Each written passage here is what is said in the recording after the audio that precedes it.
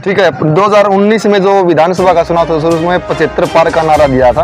अब 2024 आने वाला है, क्या वो आंकड़ा जो 75 प्लस हो जाएगा या 75 से ग्राफ घटने वाला है? भारतीय जनता पार्टी में कोई नेता नहीं है, यहाँ तो मुख्यमंत्रियों की भी टिकट कट जाती है। तो अभिमन्यु जी समय नहीं दे पाए, ब्यूरोक्रेट में पहले भी कहता हूँ वो समय नहीं देते हल्के में और थोड़े है दूरी बनाए रखते हैं। तय है कि सरकार तीसरी बार फिर भारतीय जनता पार्टी बनाएगी और लोगों का ऐसे ही विकास होता रहेगा और जन जन खुशी से झूमता रहेगा। अभी हाल फिलहाल में वर्ल्ड कप हारा है और कहीं ना कहीं रोष था, एक शब्द आया था इसमें पनौती। ये विपक्ष वाले एक बात नहीं देखते, 11 मैच इंडिया खेला था, 11 मैच में से 10 मैचों में उसने जीत पाई, तब तो उन्होंने वो नहीं लगे थे। वो 10 मैच में प्राइम मिनिस्टर नरेंद्र मोदी जी नहीं पहुंचे थे। देखो इन 9 सालों में कितना आगे हरियाणा गया। आज हर जगह आप देखो खुशी में, हर जगह व्यापारी खुश है। मोदी जी ने आज भी बयान दिया है कि भाई किसान, गरीब, महिलाएं, बच्चे ये मेरा परिवार है। कि भारतीय जनता पार्टी राजस्थान में भी, मध्य प्रदेश में भी सरकार बनाने जा रही है। राम कुमार गौतम बीजेपी से आते हैं तो हरियाणा में तो आप देख रहे हो हर आदमी खुशी से झूम रहा है। तीसरी बार माननीय मनोहर लाल जी की सरकार बनेगी। नमस्कार, मैं आपका साथी परशुराम, आप देख रहे हो टोटल खबर हरियाणा। इसमें नारनौल विधानसभा केंद्र मौजूद है और नारनौल का चर्चित चेहरा एक नेता के रूप में नहीं बल्कि एक समाज सेवी के रूप में जाने जाओ विजेंद्र लोहान जी।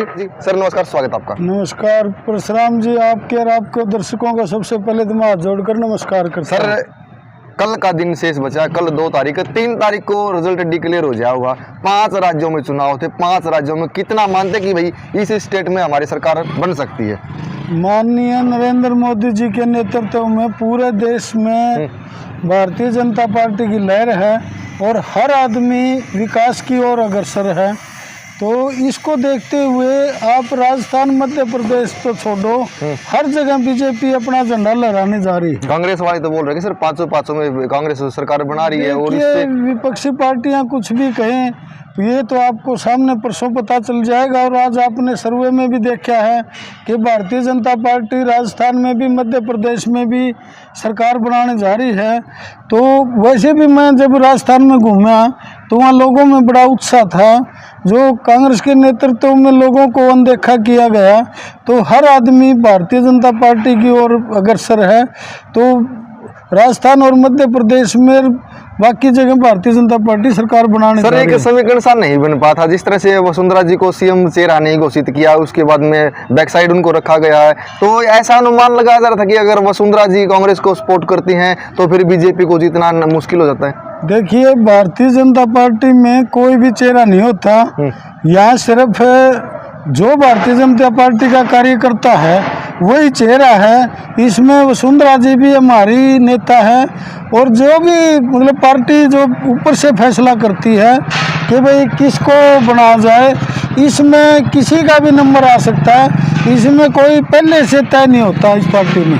सर 5 राज्यों के चुनाव अगर बीजेपी के पक्ष में आते हैं तो उस के अकॉर्डिंग हरियाणा में किस तरह का माहौल हुआ, क्योंकि अगले साल में जिस तरह से देखा जा रहा है लोकसभा और विधानसभा के चुनाव भी नजदीक है। हरियाणा में तो आप देख रहे हो हर आदमी खुशी से झूम रहा है। आप देखो बिना खर्ची के, बिना पर्ची के नौकरियां लग रही हैं, घर बैठे मैसेज आता है कि आपका लड़का नौकरी लग गया है।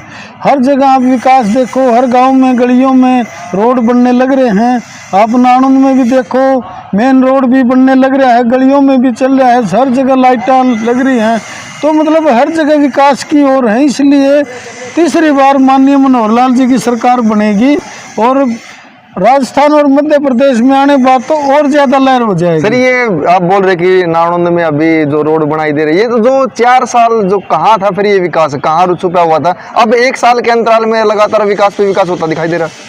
पहले मैंने कई बार बताया कि पहले जो हल्के का नेतृत्व था वो यूँ समझ लो एक नेता तो जो हमारे भारतीय जनता पार्टी के थे वो टाइम नहीं दे रहे थे, वो कहीं ना कहीं रहते थे और जो विधायक जी थे वो बीमार चल रहे थे।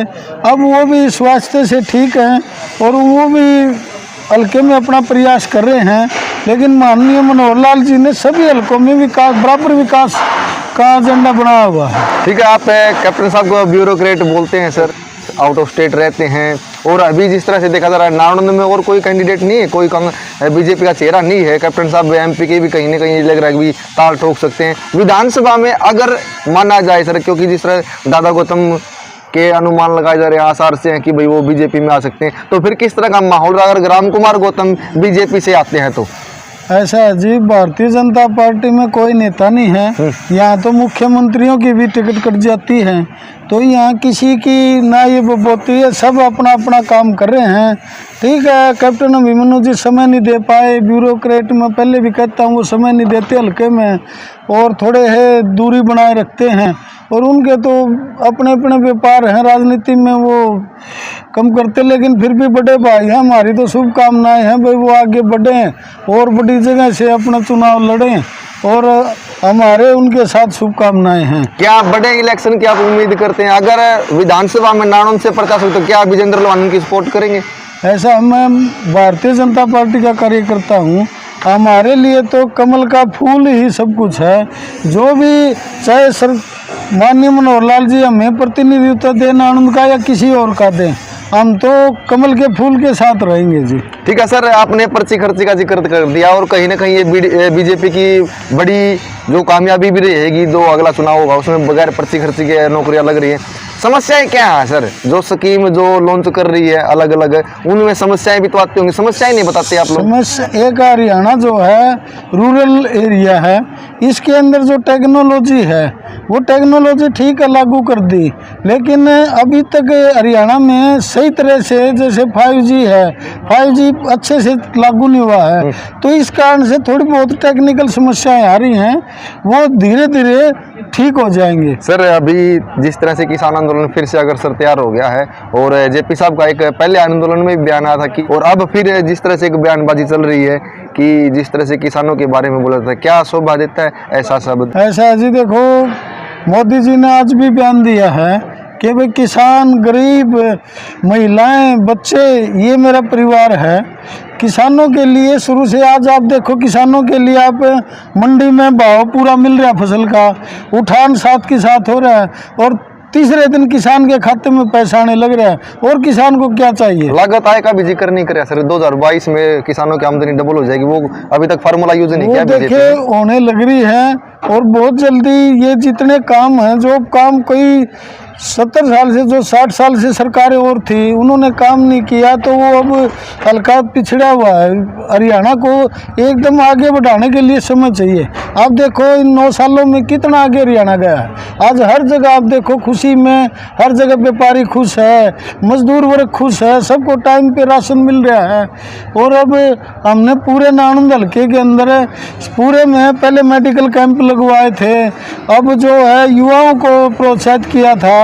अब हर गांव में बुजुर्गों के लिए हमें अगले सप्ताह से, जो ठंड शुरू होगी तो अगले सप्ताह से बुजुर्ग मान सम्मान समारोह जो पहले भी सर्दियों में की थी, अब फिर शुरू करने जा रहे हैं। हर गांव टू गांव जाके बुजुर्गों का, जो सर्दी के लिए कंबल, चद्दर, शाल वगैरह देते हैं, बुजुर्गों का मान सम्मान करेंगे, और पूरे इलाके में पार्टी जो है जोर शोर से लगी हुई है। ठीक है, आप खेल जगत से काफ़ी लंबे समय से जुड़े हो सर, आपका ज़्यादा लगाव है।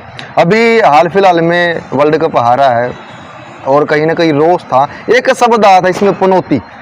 कांग्रेस का कहना है कि ये जनता द्वारा शब्द था, लेकिन जिस तरह से पहले कांग्रेस के नेताओं के ऊपर पलटवार किया, फिर कांग्रेस के नेताओं ने बीजेपी के ऊपर पलटवार किया, तो किस तरह का देखता था उस शब्द को? ऐसा है, ये विपक्ष वाले एक बात नहीं देखते। 11 मैच इंडिया खेला था, 11 मैच में से 10 मैचों में उसने जीत पाई, तब तो उन्होंने वो नहीं लगे थे। वो 10 मैच में प्राइम मिनिस्टर नरेंद्र मोदी जी नहीं पहुंचे थे ना सर? नरेंद्र मोदी जी तो हर मैच कोई टीवी से देख रहे थे, कोई सामने देख रहे थे, वो भी एक नागरिक है इस देश के। और 11 में से जब 10 मैच जीते तब विपक्ष वालों को नहीं सूझ आई।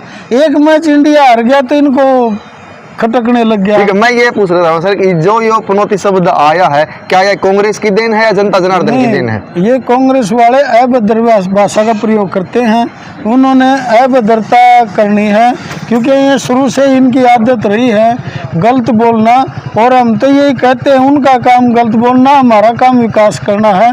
तो जो हमारे उन्होंने वही गलत बोलते रहे, हम काम करते रहे। ठीक है, 2019 में जो विधानसभा का चुनाव था सर, उसमें 75 पार का नारा दिया था। अब 2024 आने वाला है, क्या वो आंकड़ा जो 75 प्लस हो जाएगा या 75 से उसका ग्राफ घटने वाला है? ऐसा है, देखिए ये तो समय बताता है जी, कोई आदमी नहीं कह सकता, लेकिन ये तय है कि सरकार तीसरी बार फिर भारतीय जनता पार्टी बनाएगी और लोगों का ऐसे ही विकास होता रहेगा और जन जन खुशी से झूमता रहेगा। जेजेपी का नेता है सर नारनौंद कॉन्स्टिट्यूंसी में है दादा राम कुमार गौतम, और गठबंधन भी है आपका बीजेपी और जेजेपी का।